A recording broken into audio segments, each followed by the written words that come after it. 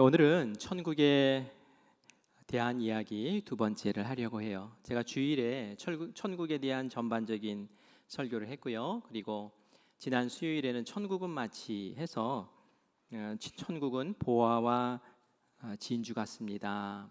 그래서 그 비유를 통해서 제가 천국이야말로 인생의 전부를 걸어도 아깝지 않은 최고의 가치다. 육신의 생명이 있는 동안에 우리가 반드시 천국에 갈 준비를 이 땅에 생명 있는 동안 해야 됩니다. 천국에 들어갈 천국 시민의 자격을 예수님의 보혈로 속죄하고 반드시 하나님의 자녀로 그 인침받는 일이 우리 생명 있는 동안에 있어야 됩니다라는 이야기를 했죠. 오늘도 이제 우리 다가올 천국에 대해서 이해에 대한 이야기를 좀 하고요. 그리고 이것을 풍성하게 도와주는 비유, 예수님의 비유 두 가지를 또 함께 보는 시간을 가지려고 해요. 먼저 천국의 큰 틀에 대해서 제가 다시 한번 설명을 해드릴게요. 오늘은 그림을 좀 보면서 할게요. 예수님이 십자가에 달려 죽으셨어요. 그리고 부활하셨어요. 그리고 예수님이 승천하셨죠. 제자들에게 내가 처소를 예배하러 간다라고 말씀하시면서 준비되면 너희들 부를 거야라고 말씀하셨죠. 예수님이 가 계신 곳이 바로 이제 천국이고, 우리가 좀 구체적으로 얘기하면 낙원이에요. 강도였지만 십자가에 달려 죽은 그 사람에게 너 오늘 낙원에 나와 함께 있을 것이다 라고 말씀하셨던 것처럼 낙원이라는 모습으로 이렇게 천국이 준비되어져 있습니다. 그런데 제가 말씀드렸죠. 이 천국이 시간이 지나면서 점점 더 완성되어져 간다고. 그런데 천년 왕국이라는 이야기 여러분 많이 들어보셨잖아요. 천년 왕국도 이제 천국의 한 모습이잖아요. 근데 이 천년 왕국은 예수님이 천년 동안 그 나라의 왕이 되어서 다스리는 것을 천년 왕국이라고 하는데, 그게 일종의 또 천년 왕국이 이제 천국이죠. 그런데 이 천년 왕국의 시작은 예수님 재림과 함께 시작돼요. 그래서 제가 예수님 재림이라고 표시를 해놨죠. 그리고 나서 이제 천년 왕국이 그 앞 사진을 보여주세요. 앞 사진, 앞 그림, 천년 왕국이 시작되고요. 그리고 이 천년 왕국이 이제 새 예루살렘, 새 하늘과 새 땅 해가지고 완성되는 과정으로 요한계시록의 뒷부분에 보면 나와요. 그런데 이 천년 왕국이 예수님이 천년 동안 왕로로 타신 다음에 이제 마감을 하고 새 예루살렘으로 진행이 되는데, 그 전에 한 가지 사건이 벌어져요. 이게 뭐냐면 백보좌 심판이라고 하죠.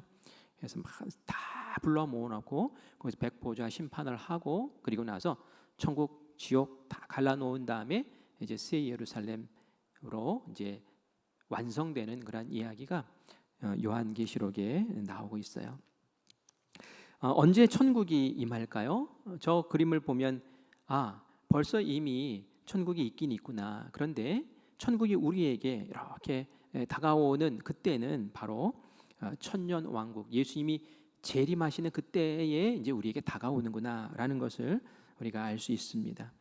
앞에서도 말씀드린 것처럼 천년 왕국은 예수님이 왕이 되어서 천년 동안 통치하시기 때문에 천년 왕국이라고 표현을 하는 거예요. 그런데 제가 여러분들에게 먼저 이야기하고 싶은 게 뭐가 있냐면은, 종말론을 이야기할 때에 교회에서 종말론을 잘 얘기를 안 하려고 해요. 왜냐하면은 어렵고 복잡하거든요. 여러분 그런 얘기 들어보셨어요? 전천년설, 후천년설, 무천년설, 막 이런 천년 왕국에 대한 이야기를 할 때에 또 전천년설 믿어, 후천년설 믿어, 막 이런 이야기를 하는 경우도 있습니다. 학자들 안에서 이 천년 왕국에 대해서, 그리고 예수님의 재림에 대해서 서로 이렇게 연관지어 이야기할 때 전천년설, 후천년설, 무천년설 이런 이야기를 해요. 근데 제가 오늘 이렇게 종말에 대한 이야기를 할 때 먼저 제 입장에 대해서 이야기를 해야 될 것 같아요. 그래야지 우리 성도님들이 우리 목사님은 저렇게 이해를 하셔서 이렇게 성경을 해석하시고 우리에게 알려주시는구나 라는 틀이 생길 것 같아요. 다음 사진 보여주세요. 전천년설을 제가 설명을 할게요. 전천년설은 뭐냐면은 천년, 이제 전이잖아요. 앞전이제 천년 앞에 예수님이 재림하신다. 이게 전천년설이에요. 이해하기 쉽죠? 천년 왕국 앞에 예수님이 재림하신다. 그래서 예수님이 재림하신 후에 예수님 왕 되셔서 펼쳐나가시는 천년왕국이 진행될 거야 라는 게 이제 전천년설이에요. 그러면 후천년설은 뭘까요? 후천년설은 표시를 해놨죠. 천년왕국 뒤에 예수님이 재림하신다라고 이해하는 사람들이 또 있어요. 보니까 천년왕국 후에 예수님 재림하시는데, 그러면 지금 이미 천년왕국이 진행되고 있다라고 이 사람들은 보고 있는 거예요. 그래서 지금 천년왕국이 진행되고 있어요. 예수님이 부활하셨을 때에 이미 세상은 그리스도의 세상이 되었고, 그리고 예수님이 이 나라를 통치해 나가고 계시고, 그 통치의 어떤 방법이 이 교회, 우리가 있는 이 교회, 예수님이 우리를 통치하시니까 우리가 그 말씀 듣고 이렇게 순종하며 살잖아요. 그런데 이 사람들은 점점 이 세상이 그리스도의 나라로 변화될 것이고, 마지막 완전의 단계에 이르렀을 때 예수님이 재림하시고, 그리고 나서 새 하늘과 새 땅으로 쫙 넘어갈 거야, 새 예루살렘에 넘어갈 거야, 이런 생각을 갖죠. 그런데 지금은 호응을 못 듣고 있어요. 왜냐하면은 세상을 살아보니까 교회는 많아지는 것 같은데 마치 막 잘 되는 것 같고 잘 사는 것 같고 막 도덕적으로도 옳아지는 것 같고 그러는데 막 세계 대전이 뻥 터지지를 않나, 여기저기서 뭐 전쟁이 막 터지지를 않나, 기후 기상 이변이 막 일어나지를 않나, 막 살기 어려워진 세상이 자꾸 펼쳐지는 거예요. 그래서 야, 이건 낙관적으로만 그래 볼 것이 아니구나, 이렇게 이제 이 후천년설은 조금 이렇게 힘을 잃어요. 무천년설은 뭘까요? 이 천년이라는 기한을 그냥 문자 그대로 정하지 말아라라는 얘기예요. 천년은 많다라는 뜻이다라는 얘기를 하죠. 이 무천년설도 마찬가지로 예수님 부활하셨을 때부터 예수님이 십자가에서 이미 마귀를 짓눌렀기 때문에 그때부터 예수님이 우리를 통치하기 시작하셨고, 그리고 지금 이 천년 안에 있는 이 교회가 이 영적 전쟁을 하면서 완성을 향해서 지금 달려나가고 있는 건데, 나중에 예수님이 재림하셔서 천년 왕국이 끝날 거야, 이제 이런 주장들이 있어요. 저는 어떤 편에 서 있을까요? 저는 앞에 그 그림 보여드린 것처럼 전천년설을 저는 그냥 지지하고 있어요. 왜냐하면 요한계시록에 나오는 시간의 흐름대로 저는 그냥 이해하고 정리하고 우리 교인들에게 성경에 나온 대로 그냥 이렇게 말씀을 드리려고 합니다. 이런 이해 가운데 있다라는 것을 이해하시고 같이 말씀을 나눌게요. 제가 이렇게 이제 종말에 대한 설교, 천국에 대한 설교를 하는 이유는 뭘까요? 어떤 분이 이제 세 가족 가운데 그런 분이 계신 것 같아요. 아, 전에 있던 교회에서는 얼마나 종말론에 대한 이야기를 많이 하는지 무서웠어요라는 얘기를 하더라고요. 저는 무서우라고 하는 얘기는 아닙니다. 1년에 한 번만 딱 제가 이제 천국에 대한 설교를 했었는데, 천국을 알아야 돼요. 천국은 우리가 죽어서 준비할 수 있는 곳이 아니거든요. 이 세상에 살아있는 동안 준비해야 되는 거예요. 그런데 우리가 이 세상에 많이 살아봐야 80년, 100년인데 우리가 다음 세상에서 살 것은 영원이에요, 영원. 그런데 그 영원을 준비해야 되는데 여기서 제대로 준비하지 못하면은 나중에 끔찍한 일을 겪게 되기 때문에 무서우라고 하는 것이 아니라 준비하라고, 깨어서 준비하라고 제가 이 말씀을 드리는 겁니다. 예수님이 재림하시는 장면부터 볼게요. 오늘은 이제 앞부분에 좀 집중해서 볼 거예요. 예수님 재림에 대한 부분만 좀 볼 겁니다.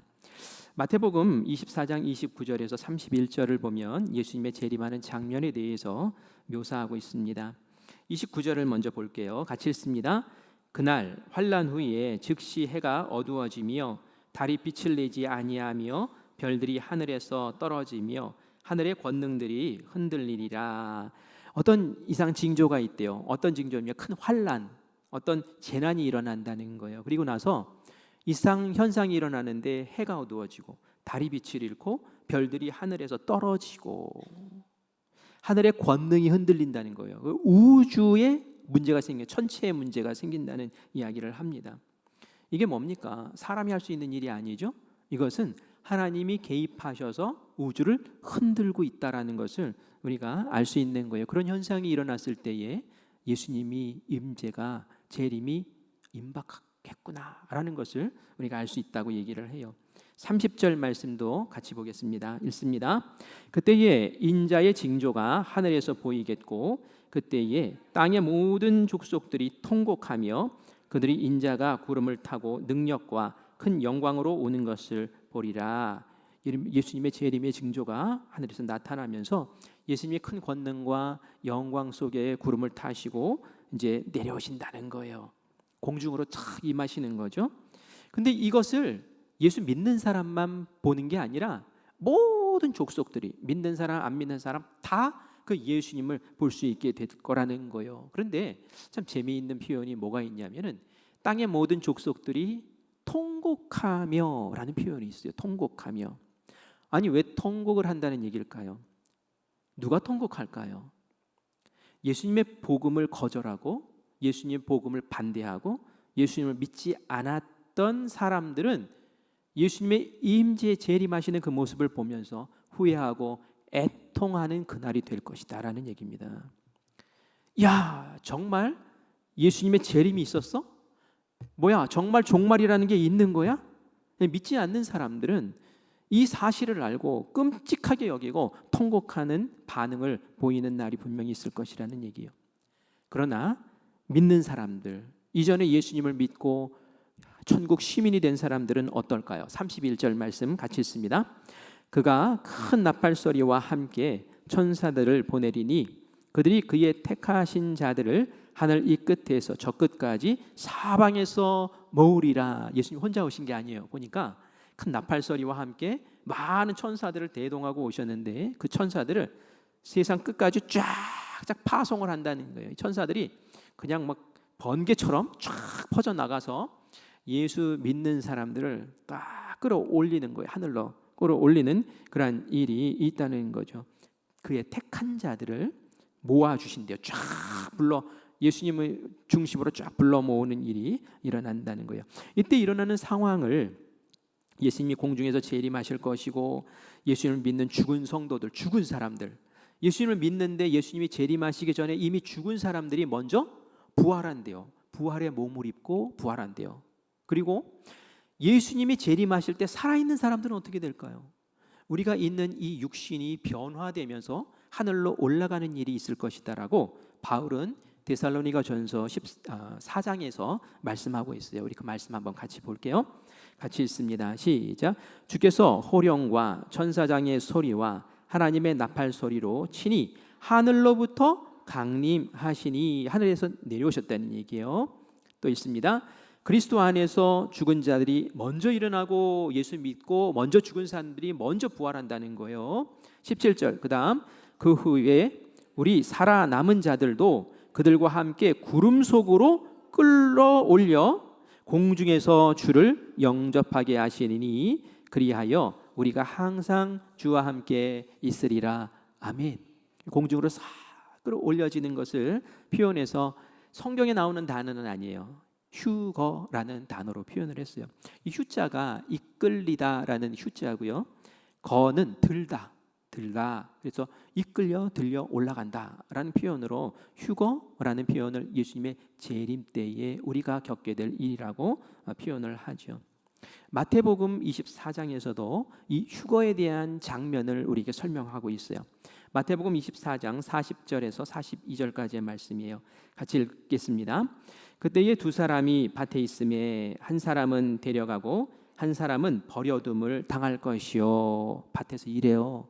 밭은 우리의 일터를 얘기하는 거 아닙니까? 여러분 직장에서 같이 일하고 있는데 그날 예수님이 재림하신 그날 어떤 사람은 싹 들려 올라가고 어떤 사람은 그곳에서 컴퓨터 앞에서 이걸 이렇게 하고 있는 거예요. 얼마나 황당합니까? 주현미 집사님은 이렇게 올라갈 줄 믿습니다. 예, 그래요. 이름 안 불러도 다 여러분들 예, 올라갈 줄 믿습니다. 예. 우리가 예배 드리다가도 다 올라갈 것 같아요.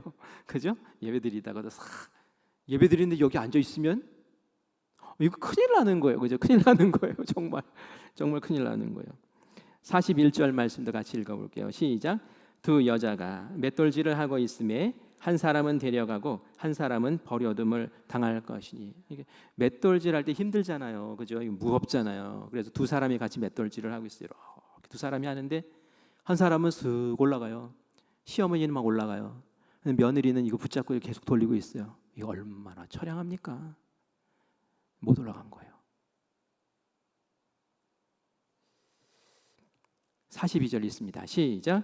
그러므로 깨어 있어라. 어느 날에 너희 주가 임하는지 너희가 알지 못함이니라. 그래서 깨어 있어야 된다라는 거예요. 깨어 있어라. 그때는 예수님 재림하시는 때에 이런 일이 벌어진다는 얘기예요. 누가복음 17장 34절에 보면은 밤에 두 사람이 한 자리에 누워서 자요. 부부가 자는 것 같아요. 둘이서 이렇게 자는데 예수님이 그 자는 시간에 오신 거예요. 한 사람은 올라가고 한 사람은 계속 자요. 부부도 그럴 수 있다는 거예요. 도대체 누구는 남아있고 누구는 올라가는 걸까요? 그 기준이 뭘까요? 기준은 간단합니다. 예수 믿는 사람이냐, 예수 안 믿었냐, 천국 갈 자격을 얻었느냐, 천국 갈 자격을 못 얻었느냐. 너무나 간단한 거예요. 이 땅에서 예수님 재림하시기 전까지 그 준비를 맞춰놔야지. 그게 어딨어? 내 죽은 다음에 천국이 있으면 그때 믿지? 천만의 말씀이 천만의 말씀. 얼마나 어리석고 바보 같은 소리인지 몰라요. 그런데 거기에 대고 기울이면서 그러니 뭐 거기에 대해서 뭐 이렇게 어떻게 변명해 보려고 애쓸 필요 없어요. 갈 사람이구나, 지옥 갈 사람이구나, 이렇게 생각하시면 돼요. 그래요. 지금까지 이렇게 살펴본 것은 예수님의 비유가 아니에요. 지금까지는 비유의 말씀이 아니에요. 예수님이 천국에 대한 상황, 앞으로 일어날 일, 예수님이 재림하실 때 벌어질 일, 이런 것들을 그대로 그냥 알려주신 거예요. 비유가 아니라. 이제 비유를 좀 보려고 해요. 우리가 이제 이 모습을 보면서 야, 정말 그렇구나. 재림할 때, 예수님 재림하실 때에 나는 들려 올라가야겠구나. 반드시 올라가야 돼. 이런 각오를 모두 가지시기를 간절히 바랍니다. 그런데 이제 언제 재림을 하게 될까요? 언제 재림을 하게 될까요? 여러분, 언제 예수님이 오실까요? 그리고 언제 올라갈까요? 몰라요. 너무 중요한 건데 몰라요. 마태복음 24장 36절 같이 읽습니다. 시작. 그러나 그날과 그때는 아무도 모르나니 하늘의 천사도 아들도 모르고 오직 아버지만 아시느니라. 그 요리 비법하는 그 시어머니가 며느리도 몰라요 하면서 안 가르쳐 주더라고요. 하나님만 아신대요. 하나님만. 오시는 분이 예수님이잖아요. 그런데 예수님도 몰라요. 예수님도 하나님이 가라 하면 그때 오시는 거예요. 그래서 예수님이 나도 몰라 이렇게 얘기하시는 거예요. 딱 하나님만 아신다는 거예요. 그런데 말이죠, 이단의 특징이 있습니다. 이단. 여기 이단 없으시겠죠? 이단의 특징이 있어요. 한 가지가 뭐냐면은 종말의 때를 정한다는 거예요. 이곳에 계신 분들이 1992년도를 살아오신 분들이라서 그 이전에 다미 선교회가 한번 뉴스에 시끄럽게 났던 적을 기억할 겁니다. 1992년도 10월 28일이었어요.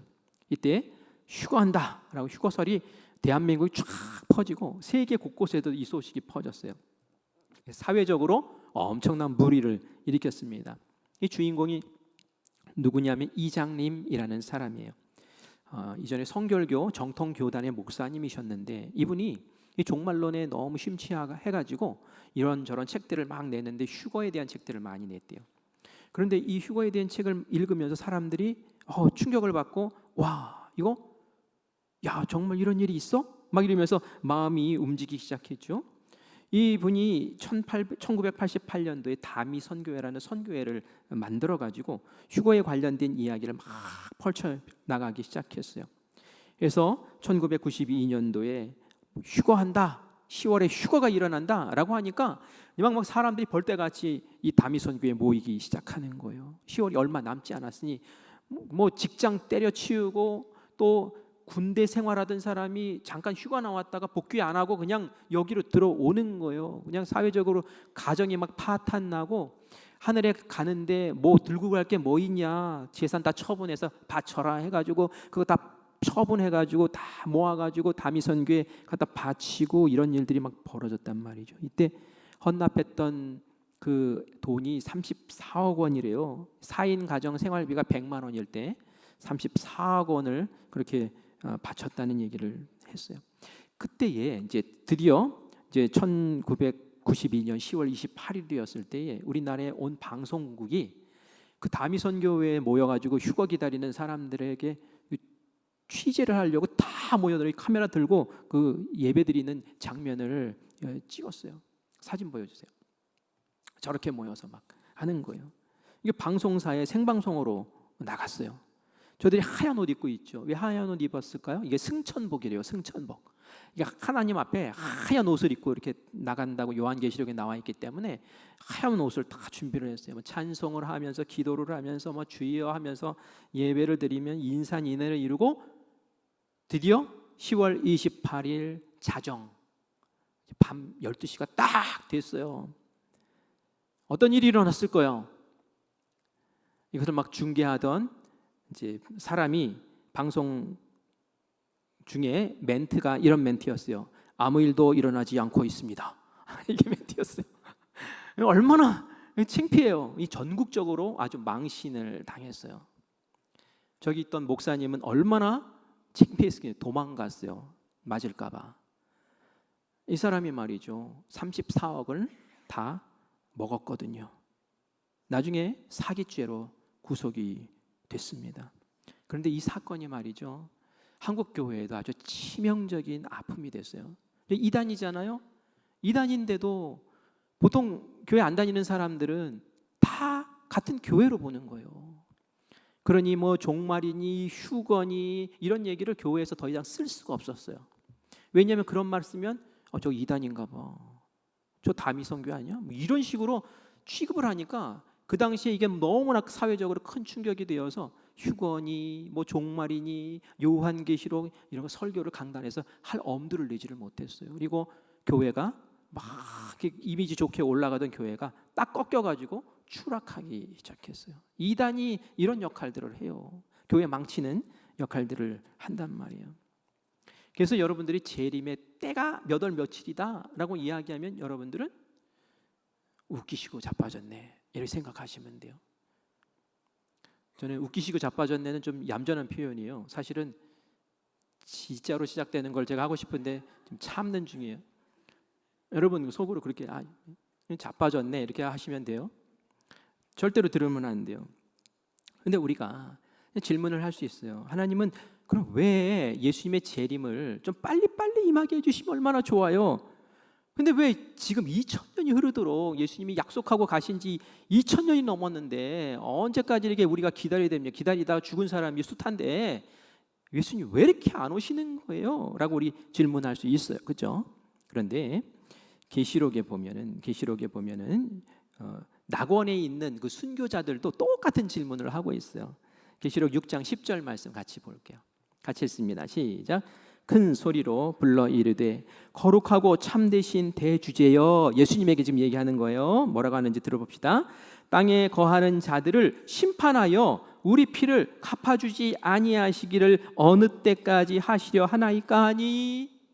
예수님 빨리 재림하셔서 이제는 좀 심판을 하시고 우리의 이 순교하게 만든 그 더러운 그 사람들의 그 피값, 죄값을 갚아주셔야 되는 거 아닙니까? 하면서 막 그냥 토로하는 거예요. 그때 예수님께서 뭐라고 답하시는지 그 다음 절을 읽어보겠습니다. 같이 읽습니다. 각각 그들에게 흰 두루마기를 주시며 이르시되 아직 잠시 동안 쉬되 그들의 동무종들과 형제들도 자기처럼 죽임을 당하여 그 수가 차기까지 하라 하시더라. 이게 무슨 말이에요? 그 동무들 형제들도 자기처럼 죽임을 당하여 그 수가 차기까지 하라.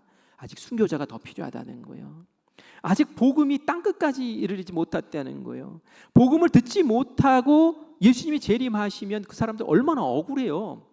예수님이 우리에게도 땅끝까지 이르러 복음의 증인되라고 하셨잖아요. 땅끝까지. 그래서 모든 사람들이 복음을 듣고 그 복음의 앞에서 내가 믿겠습니다, 안 믿겠습니다 라고 결단을 내릴 때까지 예수님께서 기다리고 계시는 거예요. 그리고 그 일을 감당할 순교자들이 아직도 더 숫자가 더 필요하다.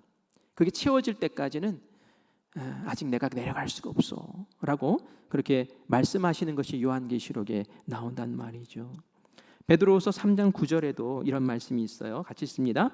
주의 약속은 어떤 일이 더디다고 생각하는 것이 같이 더딘 것이 아니라, 더딘 것이 아니래요. 우린 더디다고 생각하는데, 자, 그 이유가 나옵니다. 읽겠습니다.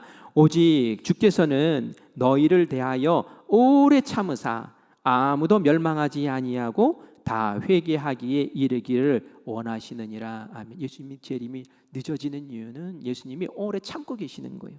예수님 당장 내려가고 싶어요. 그런데 당장 내려가면 여러분들도 큰일 나는데, 이런 사람들이 이름이 떠오르잖아요. 그 사람들 회개해서 예수님 믿고 같이 천국 가야지. 그래서 내가 지금 오고 싶어도 참고 있는 거야. 너희들 분발해야 돼 라고 그렇게 말씀하고 있는 것이죠. 우리가 이제 순교자의 숫자 이런 얘기들이 나오니까 또 여러분 조심해야 될 게 숫자에 조심해야 돼요. 신천지 14만 4천 명 채우면 예수님 재림하신다라는 그런 얘기를 합니다. 요한계시록에 나와 있는 숫자를 얘기한 거예요. 요한계시록 7장 4절 같이 읽을까요? 같이 읽습니다. 내가 인침을 받은 자의 수를 들으니 이스라엘 자손의 각 지파 중에서 인침을 받은 자들이 14만 4천이니, 이걸 가지고 14만 4천 명이 이렇게 인침받아서, 하나님 인침받아서 이렇게 세워져야지 이제 천국이, 이제 예수님 재림하시고 천년 왕국이 팍 펼쳐지는 거야 라고 얘기하면서, 우리 신천지가 정통이고 제일 옳은 진리이니 이 신천지 14만 4천 명 안에 너희들 들어와야 돼 하면서 이제 이야기를 하고 포교를 했죠. 그런데 아니 14만 4천 명이 넘어가 버린 거예요. 그러니까 그 다음에 들어온 사람들은 어떻게 되는 거예요? 바꿔요. 14만 4천 명이 믿는 사람 14만 4천 명이 아니야. 제사장 14만 4천 명이야. 이 안에 들어오려면 교리 공부도 열심히 해야 되고 또 전도도 열심히 해야 되고, 그래서 성적 순으로 14만 4천 명이야. 그러면 14만 4천 1등은 14만 4천 1등은 어떻게 되는 건가요? 어려워져요. 이 생각이 어려워져요. 그러니까 자꾸 이렇게 말이 안 되는 이야기를 자꾸 펼치면서, 지금은 영육 결혼 후에 14만 4천 명이 고정된다. 말도 안 되는, 성경에도 나오지 않는 이상한 얘기들을 하면서 지금 이렇게 질질 끌어가고 있는데, 여러분 속지 마십시오. 14만 4천 명은 그때에 이렇게 요한이 봤던 것이고, 그 이후에 또 어떤 일이 벌어지는지를 우리가 요한계시록을 보면 알 수 있어요.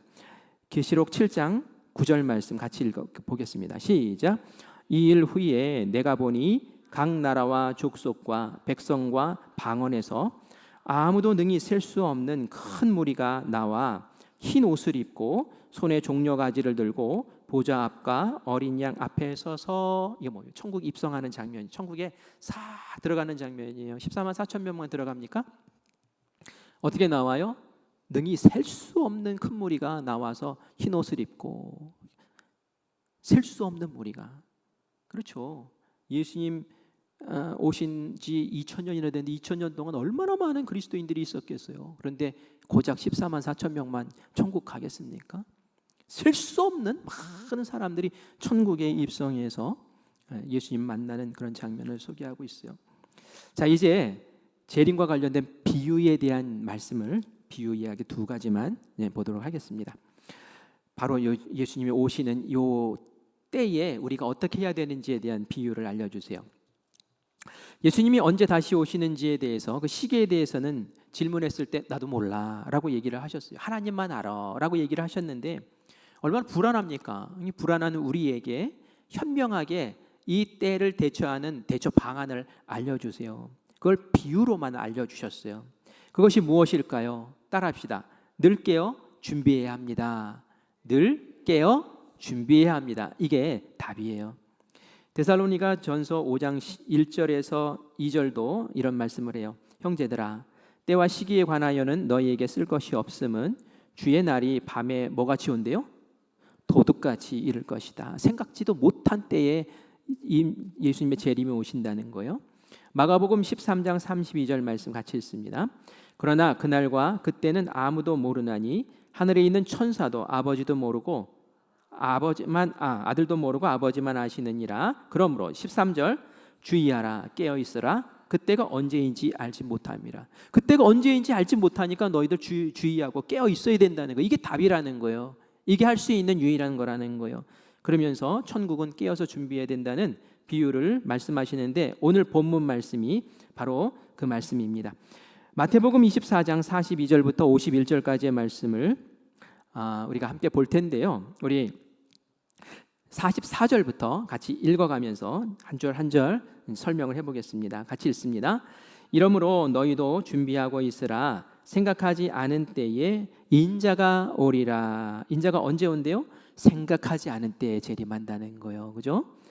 예수님이 재림을 그래서 준비하고 있어야 된다라고 먼저 말씀을 하시죠. 45절 같이 읽습니다. 충성되고 지혜 있는 종이 되어 주인에게 그 집 사람들을 맡아 때를 따라 양식을 나눌 자가 누구냐? 충성스럽고 지혜로운 종이 있었대요. 이제 비유입니다. 그런데 이 종이 주인의 명령을 따라서 그 가족, 그 집안의 식구들에게 때에 맞춰서 이렇게 양식을 제공하면서 잘 돌봐줬다는 거예요. 자, 46절 읽습니다. 주인이 올 때에 그 종이 이렇게 하는 것을 보면 그 종이 복이 있으리로다. 주인이 딱 와서 봤는데 불시에 찾아온 거예요. 그런데 그 종이 처음 맡겼던 그 일을 처음도 잘했는데 주인이 왔을 때도 너무 잘하고 있는 거예요. 양식을 착착 나눠주면서 이렇게 잘 가족들을 돌보고 있는 거예요. 이런 사람은 복되다라고 말씀을 하세요. 어떤 복을 주시는지 47절 읽어보겠습니다. 내가 진실로 너희에게 이르노니 주인이 그의 모든 소유를 그에게 맡기리라. 주인이 말이죠. 너 착하고 충성된 종이구나. 그러면서 네가 지금 하는 이 모습을 보니까 나의 모든 것을 다 맡겨도 되겠다 하면서 주인의 것을 맡긴다라는 것을 이야기해요. 이게 뭡니까? 천년왕국 시작되면은 예수님이 왕이 되시지만 같이 다스릴 왕 같은 제사장들을 또 세운다고 했거든요. 바로 이렇게 평소에 딱 준비해서 왕이 오실 것을 알고 주인이 올 것을 알고 예수님이 재림하실 것을 알고 딱 준비하면서 이렇게 성실하게 자기의 맡은 역할을 감당하는 그가 예수님이 갑자기 오시는 그날에도 이렇게 인정받고 칭찬받고 나중에 같은 왕 노릇할 수 있는 그런 존재가 된다는 거예요. 이게 바로 깨어서 준비한다는 것의 어떤 모습이 샘플이라는 거예요. 반면에 악한 종 이야기가 나옵니다. 48절도 읽겠습니다. 만일 그 악한 종이 마음에 생각하기를 주인이 더디오리라 하여, 악한 종은 말이죠, 생각하는 거예요. 처음에는 막 하여 주인이 금방 올 줄 알았어요. 근데 안 오시네. 안 오실까? 더디 올까? 언제 올지 모르겠네. 이러면서 마음에 잡생각이 들어가기 시작하는 거예요. 그러면서 어떻게 합니까? 주인이 안 오니까 딴짓 좀 할까라는 게 돼요. 우리 49절 읽읍시다. 동료들을 때리며 술 친구들과 더불어 먹고 마시게 되면, 술 친구들 불러가지고 이제 종으로서의 역할이 아니라 자기 인생을 막 즐기는 거예요. 그렇게 막 살아가는 거예요. 정신없죠. 자, 50절로 넘어갑니다. 생각하지 않은 날, 알지 못하는 시각 갑자기 오신다는 거예요. 그 종의 주인이 이르렀어요. 그리고 그 진탕 노는 모습을 딱 발각을 당해버린 거예요. 그리고 나서 주인이 어떻게 할까요? 51절 읽읍시다. 어미 때리고 외식하는 자가 받는 벌에 처하리니 거기서 슬피 울며 이를 갈리라. 어미 때리고. 왜요? 외식하는 자, 겉으로는 종입니다 하면서 마치 하는 것처럼 말하고 뒤에서는 엉뚱한 짓 하고 있었어요. 이게 외식하는 거잖아요. 겉과 속이 다른 모습으로 사는 사람들. 벌을 내리신대요. 합당한 벌을 내리신대요. 그 벌이 뭡니까? 지옥으로 가라. 거기 가서 슬피 이를 갈며 울어라. 너는 나와 함께 할 수 있는 사람이 아니야. 이렇게 하는, 준비하지 못하고 깨어있지 못한 그런 사람의 모습이라는 거예요. 예수님이 갑자기 오신다는 거예요. 이것을 이 비유를 통해서 우리에게 말씀해 주시죠. 예수님 왜 때를 알려주시지 않은 건가요? 저는 때를 알려주시지 않은 것이 하나님의 지혜구나라는 생각이 들어요. 만약에 우리에게 때를 알려주셨다고 생각해 보세요. 그럼 여러분 어떻게 할 것 같아요? 처음부터 그 때가 이를 때까지 초지일관 열심히 할 것 같아요? 아니면 처음에 열심히 하다가 때를 알았어요. 놀자 이렇게 됐다가 때가 이르기 한 2달 전부터 갑자기 열심히 하기 시작하는 거예요. 예배도 잘 나오고 막 이러면서 갈 준비하느라고. 꼭 이렇게 될 것 같아요. 사람이 간사해서. 제가 왜 이런 생각을 하냐면은 제가 청년부 교육 전도사로 교육 목사로 있을 때 한 청년이 있었어요. 근데 이 청년이 드문드문 교회에 나오더라고요. 이전에 신앙생활 잘했거든요.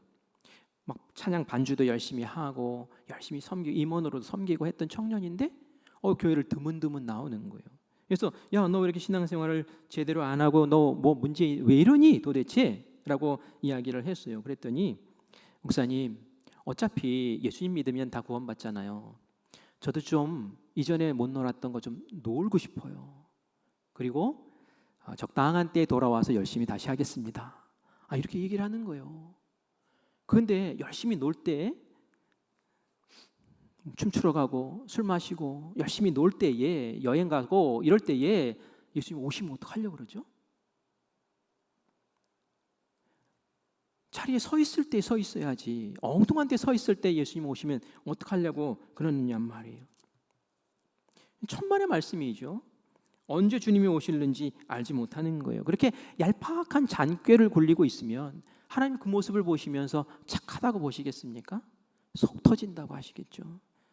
우실 거예요. 하나님이 우실 것 같아요.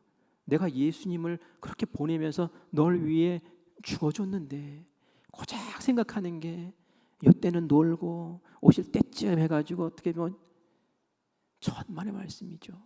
그런 사람이 천국 갈 것 같습니까? 여러분 어떻게 생각하세요? 그런 사람도 구원받을 수 있을 것 같습니까?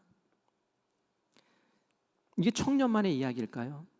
우리도 한번 나 자신을 생각해 봐야 돼요. 우리도 우리 공동체를 생각해 봐야 되는 거예요. 어떻게 해야 될까요? 깨어서 준비해야 돼요. 깨어서 준비해야 돼요. 그런데 깨어서 무엇을 준비해야 되는 걸까요? 도대체 예수님의 재림을 기다리는 사람이 준비해야 될 것, 그것을 열 처녀의 비유에서 우리에게 알려줍니다. 우리 비유 하나만 더 볼게요. 마태복음 25장 1절부터 13절까지 열 처녀 비유가 나오는데요. 우리 1절 같이 읽겠습니다. 그때에 천국은 마치 등을 들고 신랑을 맞으러 나간 열 처녀와 같다 하리니, 그죠? 천국에 대한 이야기라고 1절부터 나오죠. 천국에 대한 비유라는 얘기예요. 천국은 마치라고 나오잖아요, 그죠? 그런데 등을 들고 신랑을 맞으러 나온 열 처녀와 같대요. 여기서 신랑은 누구를 얘기하는 거예요? 예수님을 얘기하는 거예요. 열 처녀는 누구를 얘기합니까? 그리스도인을 얘기를 하는 거예요. 우리들을 얘기하는 거예요. 그런데 이 그리스도인, 이 처녀 가운데 반반 부류가 다르다는 것을 2절에서 보여줘요. 2절 같이 보겠습니다.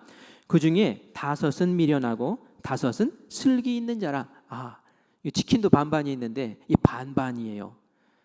반은 슬기롭고 반은 어리석대요. 그런데 누가 슬기롭고 누가 어리석은 걸까요? 기준이 도대체 뭘까요? 무엇이 어리석음과 슬기로움의 차이였을까요? 한번 들어보세요. 미련한 처녀들은 등을 준비했어요. 신랑이 밤에 오시니까 이 등을 딱 준비해 놓은 거예요. 불을 붙여서 어서 오세요 하고 맞으려고 등을 준비를 했대요. 그런데 기름을 준비를 안 했대요. 이게 어리석은 처녀들의 모습이었어요. 그럼 슬기로운 처녀들은 어땠을까요? 등도 준비하고 기름까지도 딱 준비를 해 놓았다는 겁니다. 근데 신랑을 기다리는데 예상보다 더디 오는 거예요. 그렇죠? 예수님은 언제 오실지 몰라요. 생각보다 더디 오세요.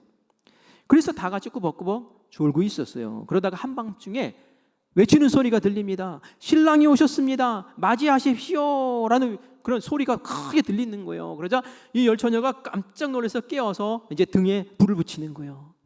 그런데 이 어리석은 처녀들이 이제 미련한 이 처녀들이 이제 여기서 차이가 납니다. 불을 붙였는데 불이 금방 호로록 꺼져버리네. 왜요? 기름이 없어요. 등만 가지고 온 거예요.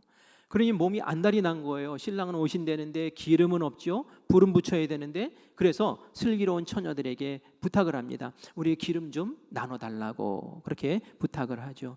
이때 요청을 듣고 슬기로운 처녀들이 뭐라고 대답했는지 우리 9절 말씀을 같이 읽겠습니다. 시작. 슬기 있는 자들이 대답하여 이르되 우리와 너희가 쓰기에 다 부족할까 하노니 차라리 파는 자들에게 가서 너희 쓸 것을 사라 하니. 이게 주겠다는 말이에요? 못 주겠다는 말이에요? 못 줘라는 얘기예요. 왜? 이 기름은 우리와 너희가 같이 쓰기에 충분하지 않아. 안 돼라는 거예요. 줄 수 없어. 너희 스스로 밖에 나가서 가게 가서 사서 너희 것들을 마련해라라고 이야기를 합니다. 어리석은 처녀들이 어떻게 합니까? 후다닥 나가가지고 이제 기름을 준비를 해가지고 이제 들어오는데 기름 사러 나간 사이에 신랑이 들이닥쳤어요. 그리고 집으로 들어갔어요. 그리고 이제 문제는 그 이후에 생깁니다. 들어가자마자 문이 닫혀버렸어요. 5명의 그 슬기로운 처녀와는 그 집 안으로 쑥 들어가서 혼인잔치에 딱 참여를 했는데 문이 닫혀버린 거예요. 문이 닫힌 후에 이 사람들이, 미련한 사람들이 기름을 구해가지고 와서 막 문을 두드리면서 막 통곡을 하면서 호소를 합니다. 문 좀 열어주세요. 문 좀 열어. 발을 동동 굴리면서 두드려요. 이때에 들리는 말이 있었어요. 12절 말씀입니다. 이들에게 무슨 말을 했는지 한번 들어보십시오. 12절 13절 시작. 대답하여 이르되 진실로 너희에게 이르노니 내가 너희를 알지 못하노라 하였느니라. 알지 못한다 라고 얘기한 거예요. 문 두드리지 마. 난 너희들을 몰라. 이게 뭐예요? 관계없다는 거예요. 너희들하고 나는 상관이 없어. 그래서 어떻게 하라고요? 13절 같이 읽습니다. 그런즉 깨어있으라. 너희는 그날과 그때를 알지 못하느니라. 그때와 그날을 알지 못하니까 너희들은 깨어 있어야 돼. 준비해야 돼. 그런데 여기서 준비할 게 뭐 있습니까? 기름을 준비하라는 거예요. 기름을 준비하라고. 깨어서 준비를 하는데 뭘 준비해? 기름을 준비하라는 거예요. 등은 똑같이 준비했어요. 이 등이라는 게 뭐냐면은 그리스도인으로서 어떤 신앙의 어떤 모습들을 얘기하는 거예요. 예배드리러 나오죠. 헌금도 하죠. 어떤 뭐 신앙 생활들을 한단 말이에요. 그런데 이 기름이라는 건 도대체 뭘까요? 기름은 우리가 성령으로 비유를 하는데 성령이 충만해서 성령이 충만해서 그 성령님의 감동받아서 하나님께 듣는 그 말씀들을 삶 속에서 지켜 행하면서 살아서 그 삶의 열매들과 결실들을 미리미리 준비해 놔야 된다는 거예요. 그런 모습으로 딱 준비를 해놨을 때에 하나님 앞에서 사랑받고 인정받고 칭찬받는 것이지, 모습은 예수 믿는 사람 똑같은 모습인데 무늬만 그리스도인, 그런 사람들은 예수님 다 안단 말이에요. 등만 준비하고 기름이 없는 사람, 이 기름은 나눠줄 수가 없는 거예요. 내가 성령 충만해서 어떤 귀한 일들을 감당해내고 땀 흘리고 애쓰고 깨워서 그것을 했는데 그것을 다른 사람이 가져갈 수가 없는 거예요. 내 아내가 새벽 기도도 나고 내 아내가 교회에서 열심히 하고 어떻게 하는지 뭐 굉장합니다 라고 얘기를 하면서 제가 그 사람의 남편입니다. 소용없는 거예요. 나눠줄 수가 없는 거예요. 그건 그 사람의 것이고 너는 아무것도 안 했잖아. 너는 껍데기잖아. 너는 등만 있잖아. 너는 아니야. 미안하지만 너는 관계없어. 이렇게 된다는 거예요. 그래서 우리가 이 두 가지를 다 준비해야 되는 거예요. 그러면 이런 질문을 할 수 있어요. 목사님, 믿으면 구원받는 거 아닙니까? 지금 목사님이 하시는 말씀은 행위를 강조하시는 것 같아요. 행위를. 그런데 여러분, 마태복음 7장 21절 말씀 같이 읽어보겠습니다. 시작. 나더러 주여 주여 하는 자마다 다 천국에 들어갈 것이 아니요 다만 하늘에 계신 내 아버지의 뜻대로 행하는 자라야 들어가리라. 아멘. 주여 주여 한다고 들어간대요? 주여 주여 한다고 들어가는 거 아니래요. 그 말씀을 듣고 그 말씀 가운데 순종하고 그 말씀을 지켜 행하는 사람이 들어간다고 얘기해요. 여러분, 믿음이 도대체 뭡니까? 믿으면 다 들어가는 거 아니에요? 믿으면 다 끝나는 거 아니에요? 그런데 진짜 믿음은 말이죠, 그 믿는 믿음이 행함으로 온전히 드러날 때 그게 진짜 믿음이에요. 내가 이 약을 먹으면 이 병이 나, 믿어요. 그런데 안 먹어요. 이게 믿음입니까? 이 약을 먹으면 병이 나 하면 그 약을 먹어야죠. 그래야지 낫는 거죠. 믿고 행함, 이것은 한 덩어리라는 얘기예요. 마치 믿음 따로 행함 따로가 아니라는 거예요. 야고보서에서 행함 없는 믿음 죽은 믿음이라고 하잖아요. 행함이 있어야지, 행함이 있는 믿음이어야지 그게 진짜 믿음이라고 얘기하잖아요. 예수님이 나를 위해서 피 흘리시고 십자가에 달려 그 생명 바치시면서 은혜를 베푸셔서 내가 구원받음을 믿습니다 하면은 정말 그걸 믿으면 말이죠, 그 믿음이 있으면 말이죠, 그걸 진짜로 믿으면은 예배를 어떻게 빠질 수 있어요?